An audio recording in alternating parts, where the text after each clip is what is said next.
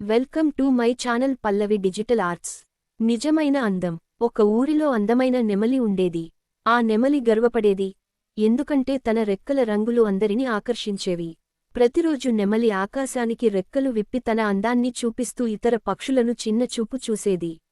ఒకరోజు నెమలి పక్కనే ఉన్న గువ్వను చూసి, నీకు నాలాంటి అందమైన రెక్కలు లేవు. నువ్వు ఎలా జీవిస్తావు అని గర్వంగా అడిగింది. గువ్వ చిరునవ్వుతో సమాధానం చెప్పింది, అందం కేవలం రెక్కలలోనే కాదు, మన హృదయంలో ఉండే మంచి స్వభావంలో ఉంటుంది. అందరూ మనల్ని ఎలా చూస్తారో కాదు, మనం ఎలా ఉంటామో అదే ముఖ్యం. అదే రోజు పెద్ద వర్షం వచ్చింది. నెమలి తన రెక్కలపై నీరు తగలడంతో తడిసిపోయింది. దాని రెక్కలు అంత అందంగా కనిపించలేదు. కాని గువ్వ తన చిన్న రెక్కలతో కూడా సంతోషంగా పాటలు పాడుతూ ఇతర పక్షులను ప్రోత్సహించింది. వర్షం తగ్గిన తర్వాత నెమలి తాను పొరపాటు చేసిందని గ్రహించింది. నిజమైన అందం మన ఆత్మలో, మన పనులలో ఉంటుందన్న గువ్వ మాట నిజమే అని నెమలి అనుకుంది. నీతి. నిజమైన అందం మన హృదయంలో ఉంటుంది. గర్వంగా ఉండకూడదు, నమ్మకంతో, మంచితనంతో ఉండటం నిజమైన సౌందర్యం.